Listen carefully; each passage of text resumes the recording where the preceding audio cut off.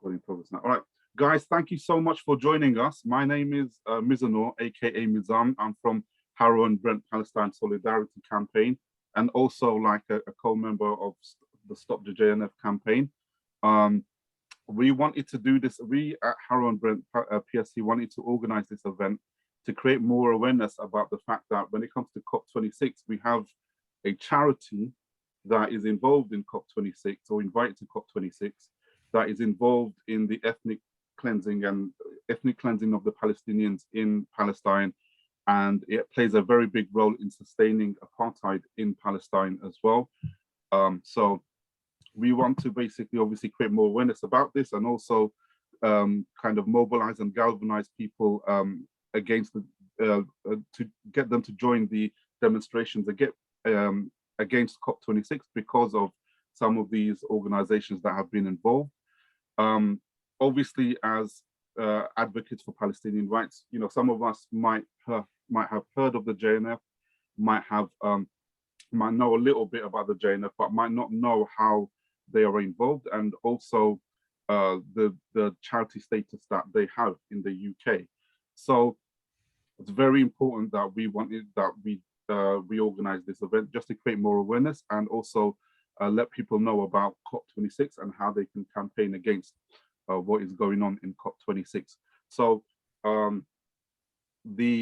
our main speaker today is Eirik Skandret. He is the co-founder of the Scottish Scottish PSC, and also one of the members of Stop the JNF. Eirik is, as far as I know, has been very active when it comes to environmental issues, has been involved in several organizations dedicated to creating more awareness about climate change and environmentalism, and also is a solid advocate for Palestinian rights, and has been involved in writing about the issue of the Nakba and environmentalism as well. But these are things that Eirik can go into even more if he wishes to. So please, Eirik, I'll give the mic over to you now. So yeah, thank you so much for joining us, and yeah, the mic is yours. Thank you very much, Mizan. I mean, just to clarify, I wasn't a co-founder of Scottish PSC. I'm fairly new to this. I've been involved in the Scottish PSC for just over 10 years, but I am currently chair of SPSC. Yeah, I have been active in environmental issues for a very long time, and the crossover with Palestine and the role that the colonization of Palestine has or the role that environmental despoilation has in the colonization of Palestine has been a particular interest of mine. And so, yes, to talk about the Jewish National Fund, I think is it's important to look at its origins. And just to say, I mean, the JNF was founded with a motion passed at the World Zionist Congress in 1901, and when it was founded, the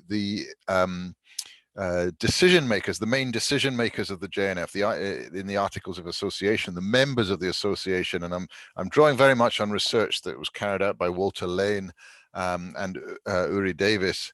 The decision makers of the JNF had to be holders of founding shares of the Jewish Colonial Trust, which was the bank designed for colonizing Palestine, all of whom were, of course, held by the World Zionist Organization.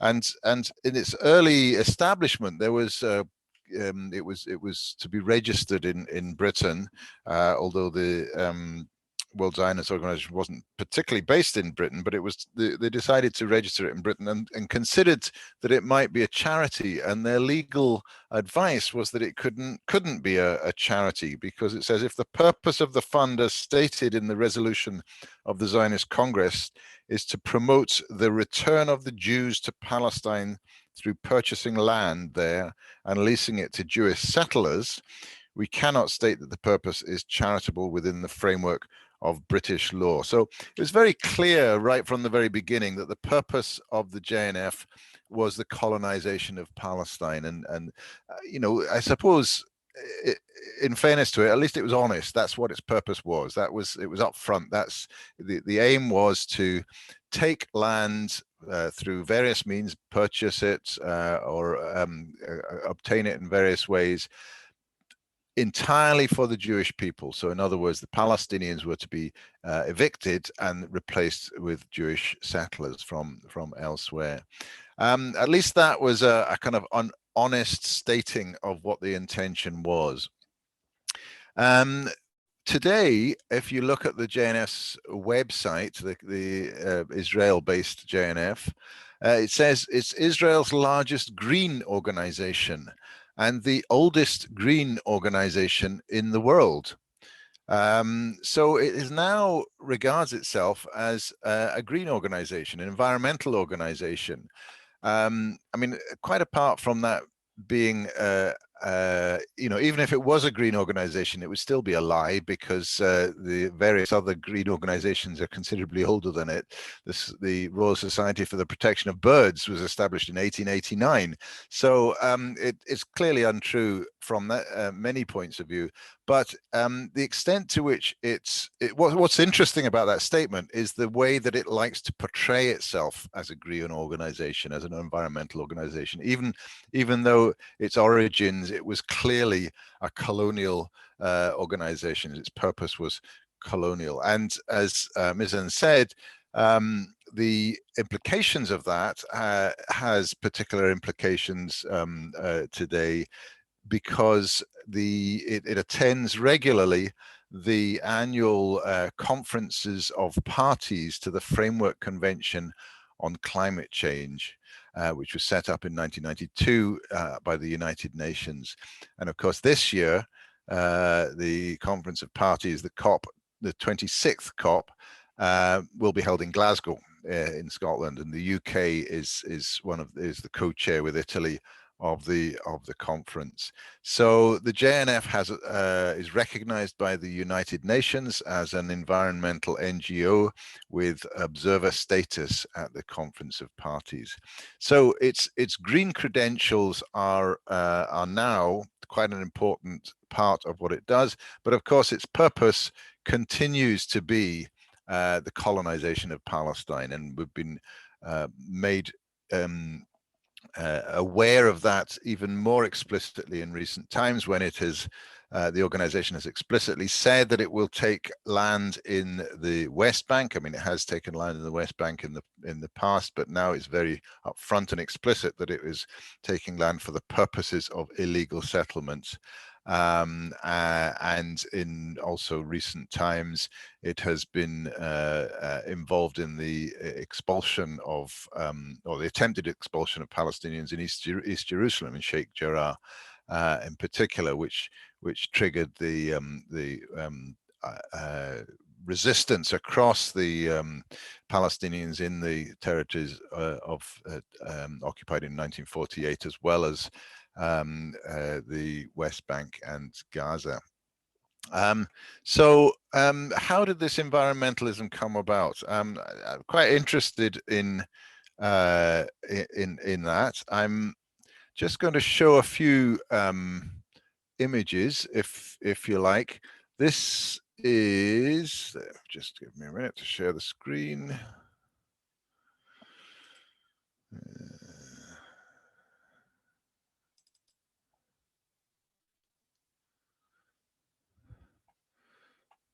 Hopefully you can see that.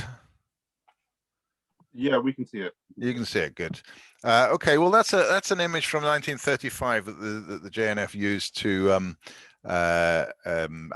promote itself. And if you look at the images on that, it's certainly not the kind of things that today would be recognizable as environmental. In fact, it's probably the kind of thing that environmentalists would chain themselves to or lie down in front of to try and prevent them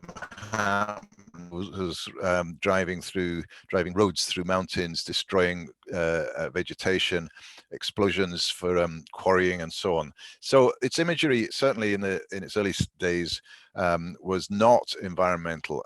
Although in this image, slightly earlier, you can see that the tree planting was always something that that the organization was keen on doing, and it's a slightly romantic image here of planting trees in a rural environment, making it look quite European, despite it being in an Arabic country.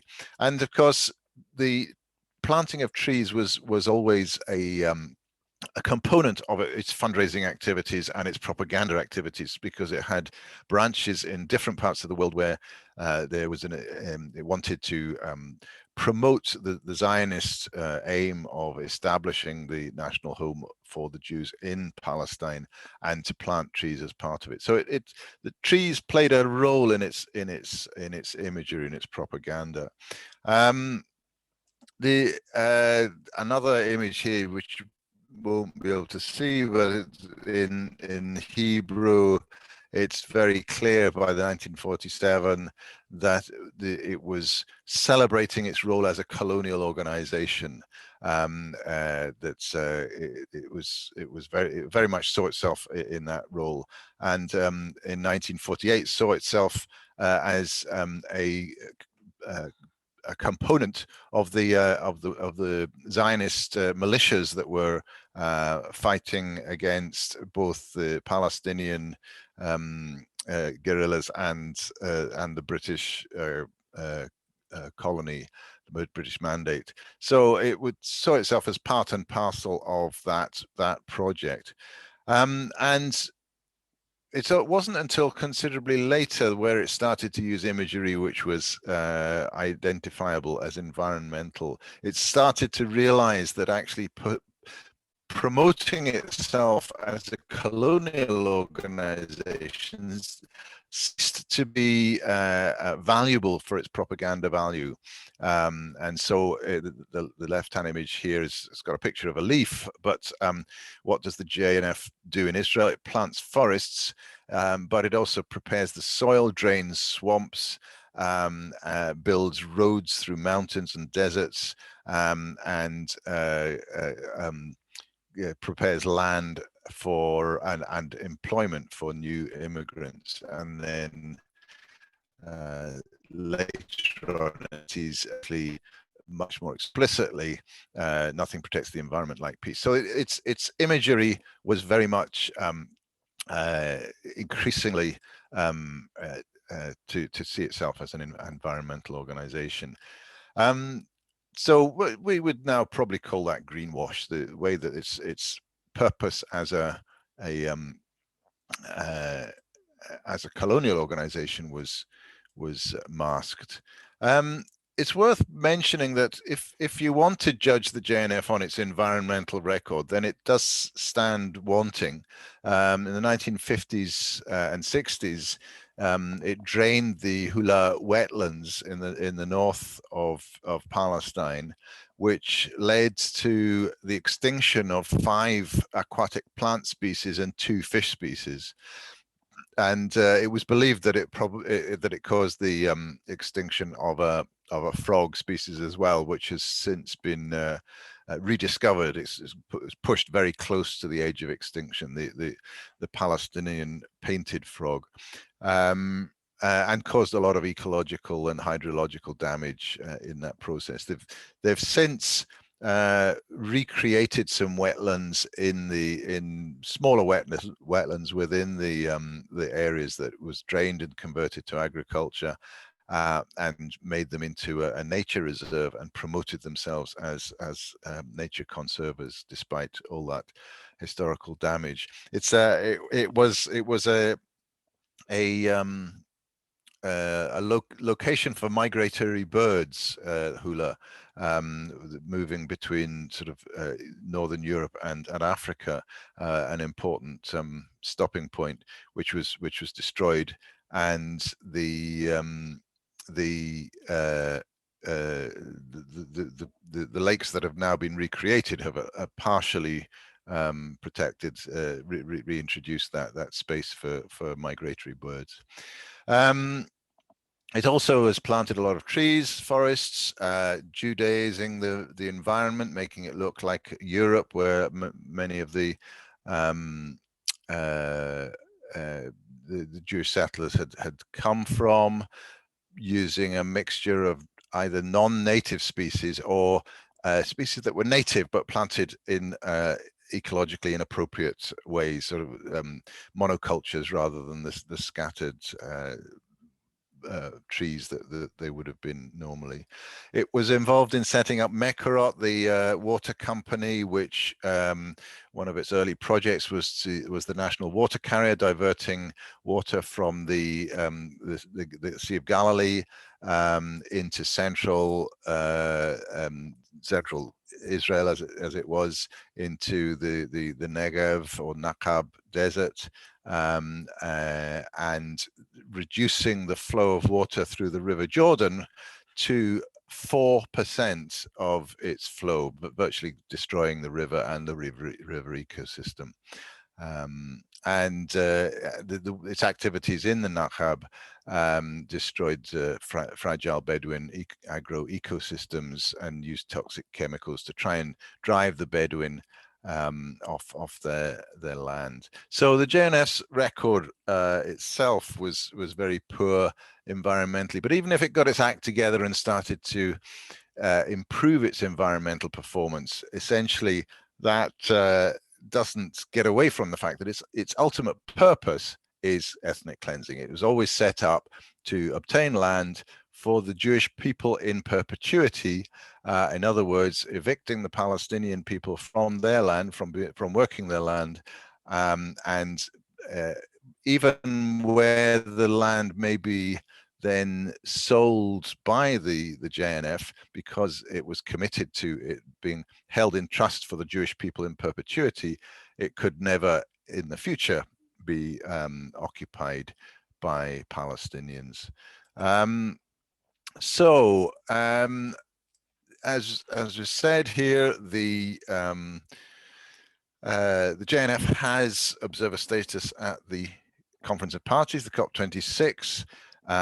It normally accompanies the Israeli delegation to these conferences of parties, which allows it into the inner negotiating areas, allows it to run fringe meetings, have stalls, and promote itself as in propaganda, and particularly to promote Israel as an honest broker in the tackle of the attempt to tackle climate change. It's interesting. I was looking up the carbon dioxide emissions from various countries. Israel is one of the highest carbon dioxide emitters per capita in the region. It's about double what the most recent figures are from 2018, so before lockdown and before the kind of meltdown that's happened in Lebanon. But at that time, 2018, Israel's carbon dioxide emissions were about double what they were in Lebanon, and considerably more than other countries in the region. The figures for the occupied territories, West Bank and Gaza, are not available, but we can imagine that they would be considerably lower. So Israel is a high emitter of carbon dioxide, and its supposedly Green Front, JNF, is promoting Israel as a means of tackling climate change. In fact, the Middle East is particularly affected by climate change. It's the damage to the environment by climate change is particularly high, and of course the Palestinians will be disproportionately impacted by that. So at the COP26, many of us will be demonstrating for climate justice, and climate justice means that we cannot tolerate greenwash of ethnic cleansing. We've been, let's see if I can also do this one. Just so we've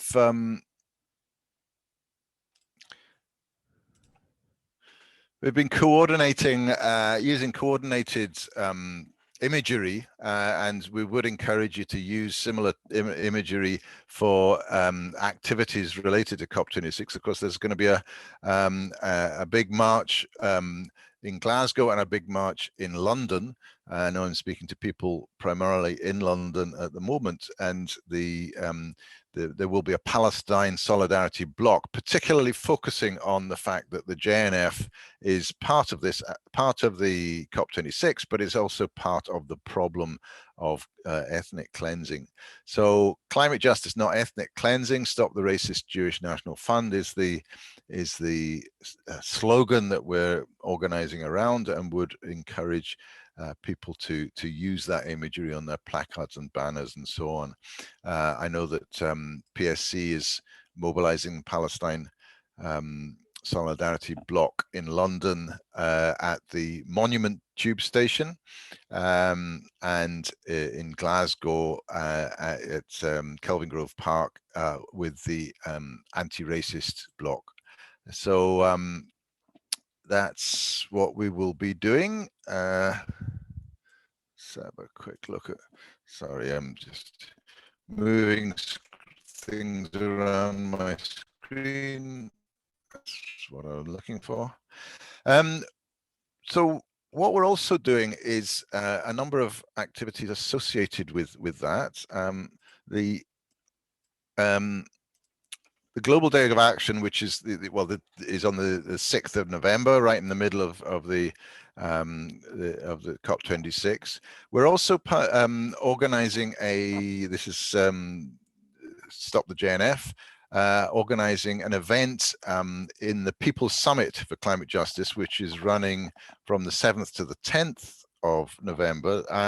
Our event is on the 9th at 11:45. It will be, if you're in Glasgow, you'll be able to attend. On the Palestinian comrades that we're working with, it's Stop the JNF UK plus the Palestine COP26 coalition, which involves Friends of the Earth Palestine, Stop the Wall, the Popular Struggle Coordinating Committee, the Farmers Union, and the Palestine Center for Biodiversity and Sustainability have come together to organize around COP26, and we'll be working alongside the Gastavists Collective, a group that's campaigning against gas pipelines, and particularly focusing on the Eastern Mediterranean gas pipeline, which will be embedding the apartheid state into an agreement with Europe to provide gas, of course, gas that was stolen from the Palestinian people. So making those connections between climate change, the JNF, the pipeline, the gas pipeline, and apartheid Israel is very much what we'll be doing as part of the People's Summit.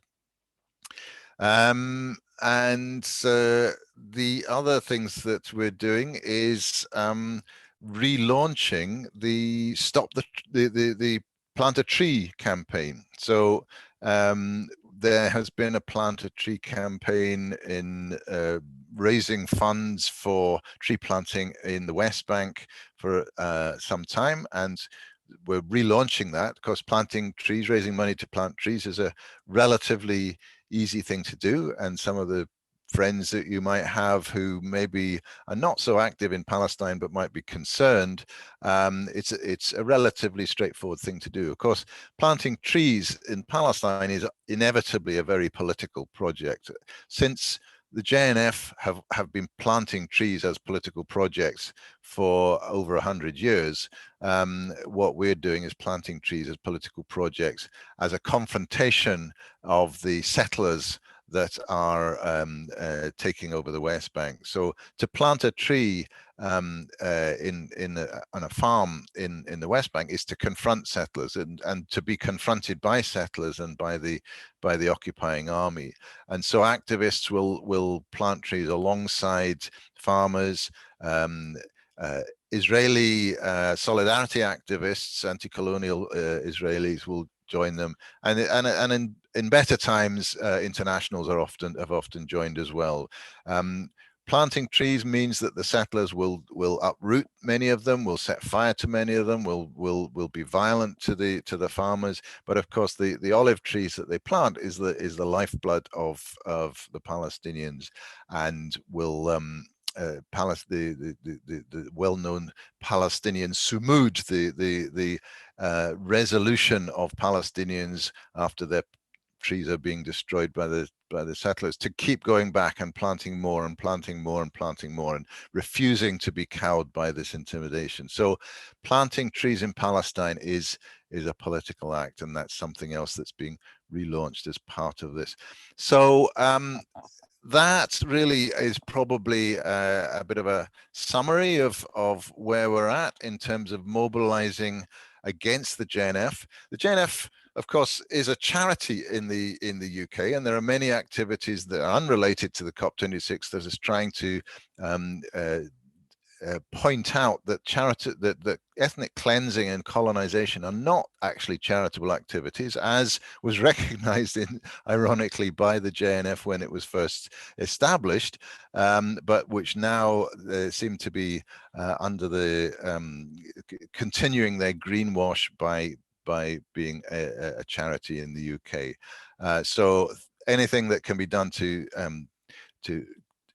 remove their charitable status, or to at least expose how hypocritical it is that they have charitable status and therefore essentially are being subsidized by British taxpayers to carry out their ethnic cleansing activities, is an important part of the whole campaign. Okay, I think that's my allotted time. So thanks, Mizan. Back to you. Thank you so much, Irig. And you know what? Thank you so much for keeping to time as well. He was given 25 minutes and he stuck to 25 minutes. That's amazing. Thank you so much. So I think what we're going to do now is we'll have a brief round of Q&A. So if anybody has any questions, if they can just raise their hand on the application, and we'll take questions of two or three. If anyone wants to have any more questions. Any more questions? Okay, all right, so we got two. So first things first, first person's first is Steve. So Steve, do you want to unmute yourself? And then if you can make the if you can make the question brief, Steve, that would be great. Yeah, sure. I just wanted to ask Yurik if the JNF has ever said anything about the eco-terrorism of the settlers burning, huge swathes of Palestinian farmland, olive trees, and so forth.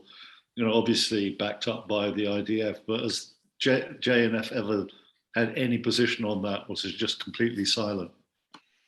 I'm not aware of it having said anything. Of course, it is closely linked with settler organizations like ILAD and so on. So it's unlikely to say anything that will challenge those. It's very explicitly a supporter of colonization, and so the burning of trees that goes along with that. It's pretty unlikely that it would say anything against the burning of Palestinian trees. But yeah, you're absolutely right. It exposes another aspect of the hypocrisy to be aligned with the organizations that are destroying Palestinian trees whilst planting trees within the land occupied in 1948. Thank you so much for that, Irig. Una Ellis, do you want to unmute and you can ask your question? Thank you. Okay, thank you for Yurik. I hope I'm not killing your name, Yurik. Thank you very much for your information. I've been belonging for 40 years to this Palestinian cause, and what you've told me today, I didn't know any of that. So it should be more in the outside, because we don't know enough of that. I know a lot about what's going on over there, but I didn't know about the eco, all the historical profile of what's going on. We need to know more about it.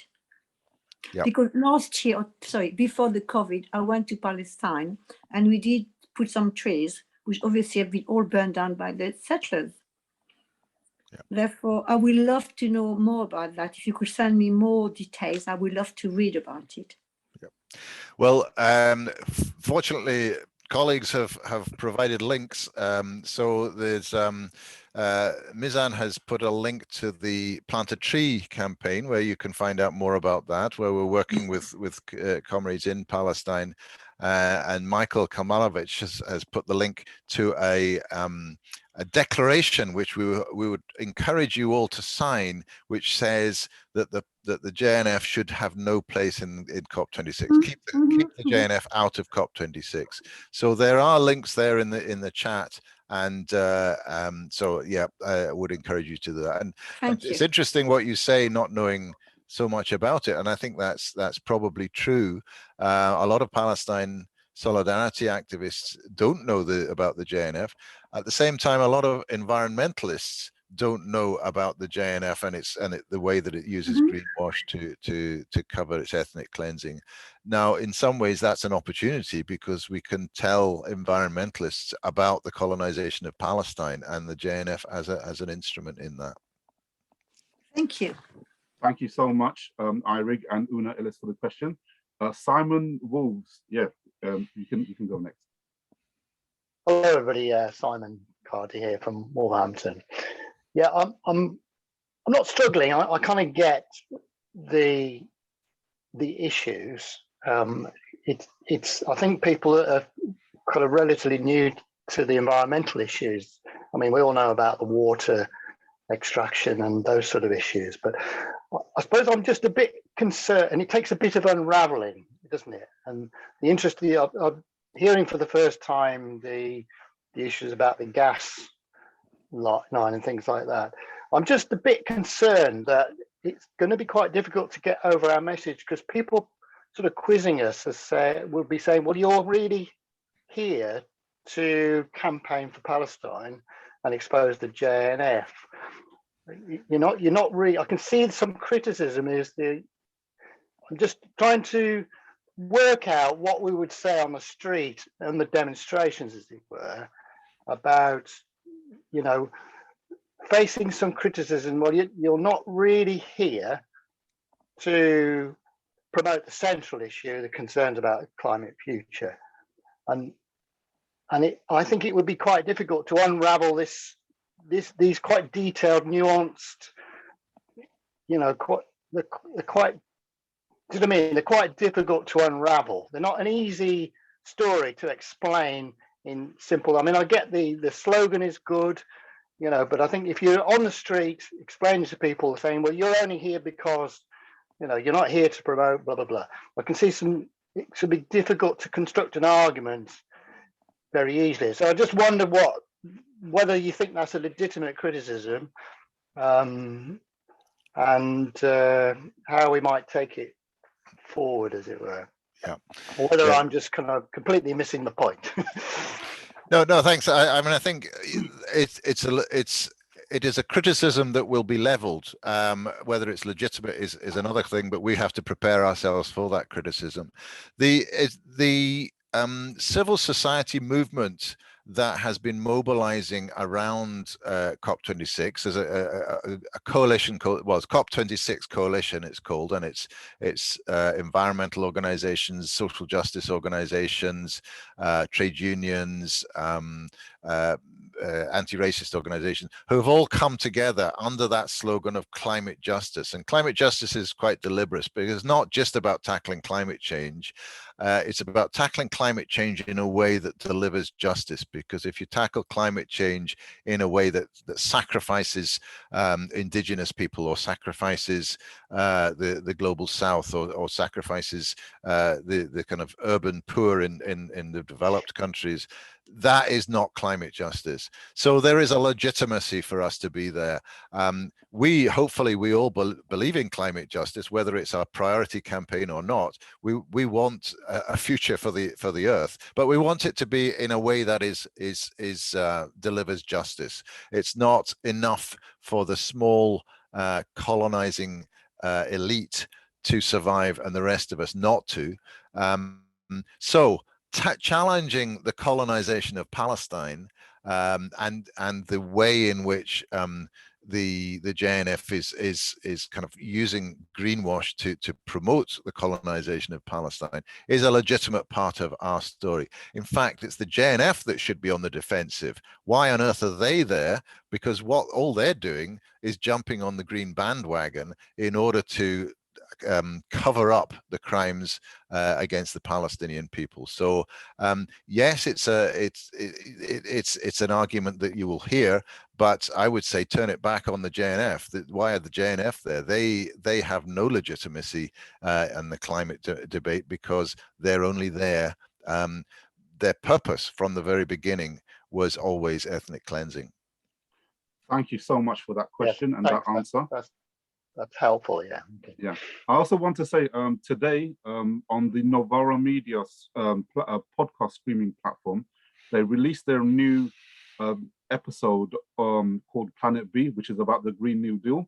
And today's episode was all about land. And in that, they mentioned that as part of the Green New Deal, climate justice in terms of land sovereignty for the native people is very much part of the Green New Deal. So I would suggest also check out their episode. You can check it out on all of their podcast player platforms.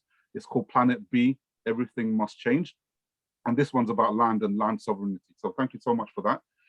Next question, we have one from Nadia Yaqub. So Nadia, please unmute yourself and yeah, you can ask a question. Hello, hi, thanks for that, Mizan. I don't know, it's coming up as my surname first for some odd reason. I don't know why that's the case, but it is Nadia. It's probably already been answered, but is there going to be a dialogue maybe with the Green Party in terms of obviously, what's going on, the way that JNF are not exactly friends of the environment, particularly as disappointingly, Caroline Lucas, co-signed a letter calling out Professor Miller's alleged anti-Semitism at Bristol University. So, that's all I was going to ask, really. Maybe, to speak to them, tell them some home truths about what the JNF are really like. Thanks for that, Nadia. I've kind of been following some of the notes in the chat.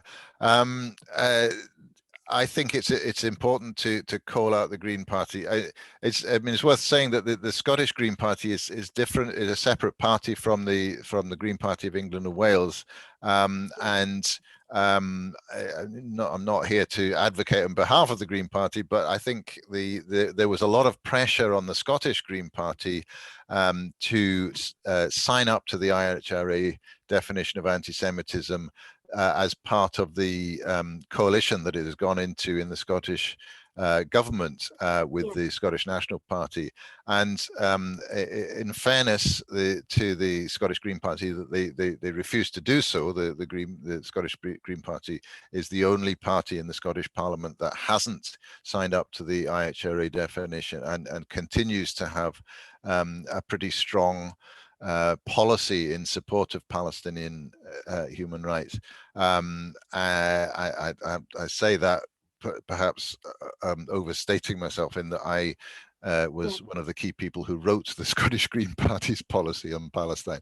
But the Green Party of England and Wales, I completely agree. I think it's absolutely atrocious that Caroline Lucas supported the lynch mob against Professor David Miller.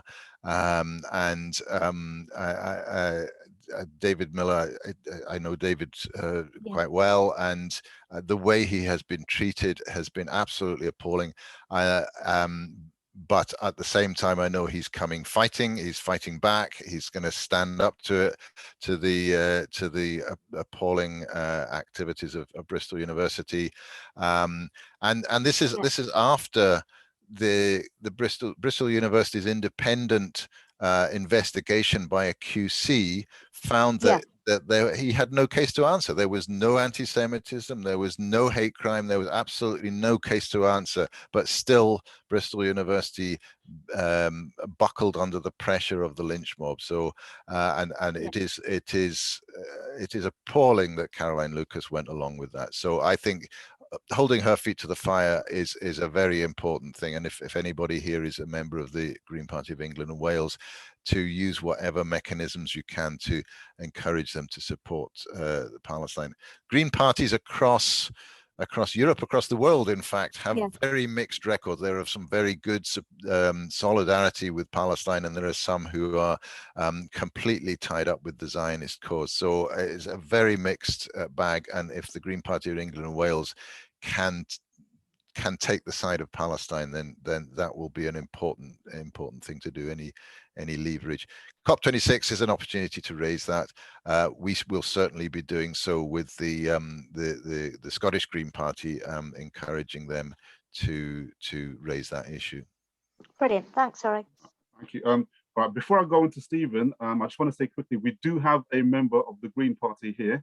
He is our chair of the Brent and Harrow Palestine Solidarity Campaign, one of the founders, Martin. So Martin, do you want to quickly come in and say something in regards to the Green Party, Caroline Lucas and Palestine? Yeah, I'm not the only member of the Green Party here tonight. Annie Nelligan, who's here, runs the Green Party's BDS group. Yeah, I'm a local member of the Palestine Solidarity Campaign. I'm also a member of Green Left, who are campaigning at the moment on BDS and the IHRA, and the positions of the Green Party leadership who have signed up to the IHRA.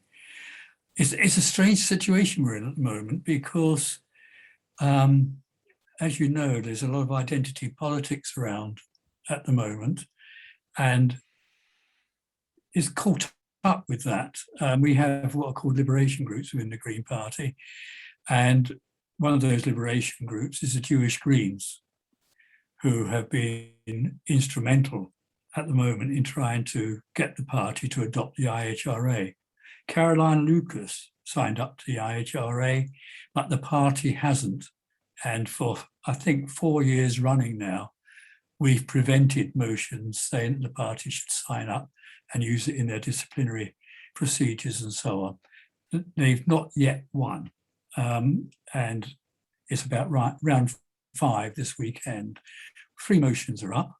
One motion is from the Jewish Greens, supported by other liberation groups, to have guidelines on anti-Semitism, which includes reference to the IHRA.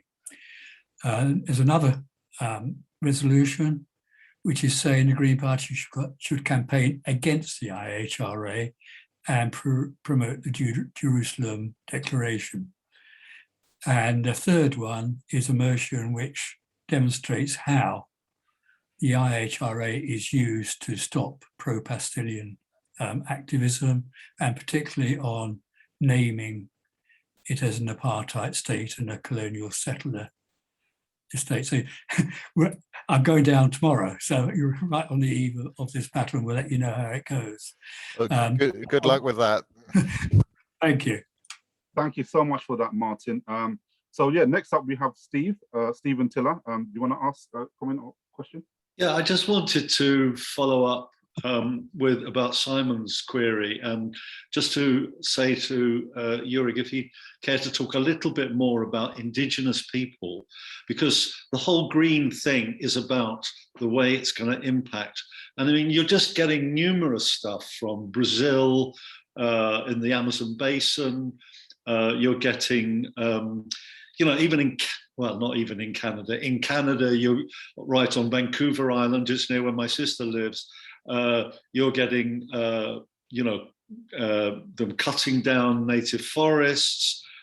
You've got the Enbridge, Line 3 Enbridge line, pipeline, spilled millions of gallons of oil already, So I think there is a strong case to use the word indigenous, and I just wonder whether Jurek would like to comment on that. Yeah, absolutely. I mean, a slight side shoot really to respond to that. I don't know if people have come across, there's an Environmental Justice Atlas, EJ Atlas, and it's a website which is documenting environmental justice struggles throughout the globe. And I fairly recently interviewed one of the instigators of the Atlas, and she was pointing out that a highly disproportionate number of struggles against environmental injustice are from indigenous peoples across the world, and they're disproportionately affected, but they're also disproportionately struggling back and standing up against extraction of oil from their territories, against pipelines going through their territories, or against building of infrastructure plants in their territories. So it's about territorial rights, it's about protection of water, water defenders, water protectors, and protection of often their spiritual grounds as well, the sort of spiritual traditions that they have, and that is being recognized by the civil society movement around COP26, and it's been arranged that indigenous people will be leading the marches in Glasgow and London. Now that's the principle. I'm not sure how they've managed to get indigenous people to Britain, because the UK has a combination of racist immigration policies and appalling health and safety record when it comes to COVID. But that's the principle. And we had originally intended for our Palestinian comrades to be with us in Glasgow, and potentially to be part of that indigenous people's march, at the front of the march. You probably are aware that the UK government has decided that a double vaccination certificate from the Palestinian Authority requires people to be in quarantine for 10 days, whereas a double vaccination certificate from the Israeli authorities means that they don't have to quarantine. So basically it prevents Palestinians from coming to COP26. It's UK government is implementing the same apartheid regulations that Israel is doing. So our Palestinian comrades won't be with us in Glasgow, unfortunately, not in the flesh, although they will be virtually, and they will be joining some meetings online. Of course, there are Palestinians in London and in Scotland and who will be able to join the marches, but largely those of us who are not Palestinians but act in solidarity who will be marching in the two marches. Absolutely. The other thing that's just to say about indigeneity is it's something that the Palestinian comrades have been quite keen to advocate for, that the Palestinian traditional agriculture, which is considerably more well, it's organic, it's close to nature, it uses a lot of rainwater, or largely because the underground water is stolen by Israel, but the Palestinian agriculture is much more ecological and much less impact on the climate than the kind of intensive agriculture that Israel promotes, and that the JNF colludes with. That's planting inappropriate trees in the desert and things like that. So the indigenous practices of the Palestinians, which is being destroyed by the colonial regime, is actually considerably better for the planet than what the JNF and Israel are promoting. Thank you so much for that, Irig and Stephen, for the question. We got Jean Fitzpatrick. We'll have a few more questions, and we'll wrap it up. But we got Jean Fitzpatrick. So, Jean, do you want to go ask your question? Yeah. So I'm Jean. I live in Ealing, and I'm connected to Palestine through various twinning and friendship groups. So I have a number of things really. Can you say, Irig, a bit more about, or can you list somewhere, or maybe they're on the website, who your Palestinian partners are? Because I'd be very interested to see the list and any links to them. You mentioned, I live in London, I can't get to Glasgow, but you mentioned online meetings. Will we be getting links to attend online meetings in Glasgow that you mentioned? The first thing I mean, I can list the organizations that are part of the coalition, and I'm not sure that that's actually on our website, but we should put that on. So that'd be handy. Our main kind of link, I suppose, is Stop the Wall campaign, but the coalition within Palestine includes the Friends of the Earth Palestine, which is the Palestine Environmental NGO network, the Popular Struggle Coordination Committee, the Palestine Farmers Union, and the Palestine Institute for Biodiversity and Mazen, you mean? Mazen Khamsaya, that's it. Yeah. Yes. So will you put that list on the website? Because I think that'd be hugely. I will do useful. that. Let me take a note to do that. So yes, that's a very good point, because that's the coalition that's come together around that. Yeah. Well, yeah, that'd be great. Just to say that everybody knows that, of course, Israel have cut down so many forests and so many trees to build the settlements everywhere, but particularly all around Bethlehem. Just a kind of concrete jungle now. So how they can go along to COP with any sincerity is just beyond us, isn't it? But just as a wider issue, because I know there's been a big sort of campaign or thrust to say that JNF should not continue to be a charity. I know this is perhaps for after COP, but is there going to be more of a push on making more people aware that JNF exists and they're doing all these awful things, and they are a charity and they should not be a charity? Because I know that's already happened, sometime in the past, but. Yes, that's very much part of the campaign. So if you can use the imagery that links the Palestine cause with the JNF being at COP26, and part of the explanation for that is actually it's your taxes that are being used to subsidize this activity.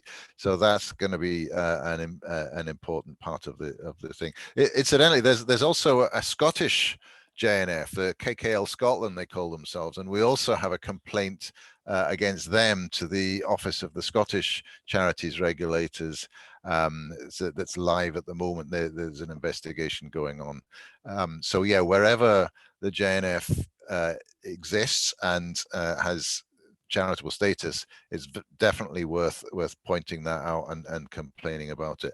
And just as another opportunity to plug the petition, to say the declaration saying keep the JNF out of COP26, which I think it was Michael that posted that into the chat. So we can certainly circulate that afterwards in case you missed it. Sorry, was there another question? Did I miss one of your questions? No, I've got it. No. Thanks. Yeah, thank you so much for that. Do we have another question before we just quickly wrap up? If anyone wants to ask another question, just raise your hand on the application. If not, okay, I think it'll be a good time to just kind of like wrap up right now. I do have one question, and then what you could do, Irig, is after you answer it, you could what I normally do in events is give the speakers 2 minutes just for final words. Maybe like just in the 2 minutes you can tell people more about not just the demonstrations against COP26, but Stop the JNF, because what Jean Fitzpatrick kind of asked is literally what the Stop the JNF campaign is really wants to do. So yeah, you can have if you could just explain to people where they can get in touch with you and how to get in touch with Stop the JNF. But before that, I just want to ask the question: why don't many people know about the JNF? It's related to the first question, but I still, like, amongst Palestinian advocates for Palestinian rights, why don't many people know about the JNF, and why don't many people come to events related to challenging the JNF? So I would like to know your opinions on that, and then you can have your 2 minutes just to wrap up. Thank you. Why don't people know about it? It's an interesting question. I heard about it because I was an environmentalist and sort of sympathetic to Palestine, and got more involved in Palestine because of that. And so I went on a study tour of the JNF, which some people on this call were also on. Why people don't know? I think a lot of Jewish people know about it. They don't know what it does, but they know it plants trees, but they don't know that it's that its purpose is ethnic cleansing, because it has the little blue boxes where it encourages the Jewish community to make donations to the JNF. Of course, JNF now owns so much land it doesn't actually need donations, so its primary role there is propaganda, Zionist propaganda. But it's up to us as Palestine solidarity activists to tell people about the JNF, and that's how people will know about it. It hides under its kind of guise as an environmental charity that's doing good works, and in Israel and all the rest of it, and really we need to talk about it more. There's I suppose there's always this thing that we were all aware of the way that the accusations of anti-Semitism become weaponized in order to try and silence us solidarity activists, and using because it's got Jewish in the title, it's very easy, if you like, for people to feel a little bit intimidated or feel anxious about speaking out against the JNF, but it's important to be bold. I mean, there's a reason why it hides behind both its Jewishness in its title and its greenwash, and we need to cut through that and tell people about what exactly is going on. Yeah, I know people are saying that in the chat. Thanks, Jean. Yeah, joining the dots. It's absolutely right. Just making those connections between the Zionist lobby, the JNF, the covering up of the ethnic cleansing, and treating Israel as if it's essentially a respectable part of the international community, rather than the apartheid settler colonial regime that it is. What else to say? Keep an eye on stopthejnf.org, the website. Sign up to the newsletter, which the editor of which is also on this call. Keep yourself informed of what Stop the JNF is doing. We will be certainly keeping going after the COP26, continuing to plant trees. Trees will be planted up until Land Day each year, the end of March. We're also developing connections between the forests and parks that JNF are planting, have planted in the sort of occupation of 48, and the refugees from the villages that have been destroyed under those parks and forests. So to use those connections to raise awareness of Coretta Scott King Park, for example, raise awareness with the anti-racist movement. The British Park raise awareness in Britain. The Balfour Forest raise awareness in Scotland, where Balfour is from. Balfour was born about 10 miles from where I am now. So various connections that we're doing. So keep an eye on the stopthejnf.org. Go to the demonstrations. Keep safe, and keep the campaigning going. Thank you so much, Irig, for that brilliant presentation. I can safely say that all of us learned a lot from that presentation, because it just doesn't just hone in on the fact that, when it comes to the Green New Deal, or when it comes to environmentalism within the movement, there are organizations involved in green colonialism as well. It's not just the JNF, but it's good to create more awareness about the JNF so that we can look into other organizations as well. So thank you so much for that. And as I mentioned before, this event was hosted and organized by Harrow and Brent Palestine Solidarity Campaign. Please find us on YouTube, Twitter, and Facebook, and let's keep in touch. But yeah, in regards to this campaign, please check out stopthejnf.org, a very, very important movement. And yeah, let's keep the campaign going. So thank you so much, everyone, and I hope you have a rest of a good day. Thank you. Thanks.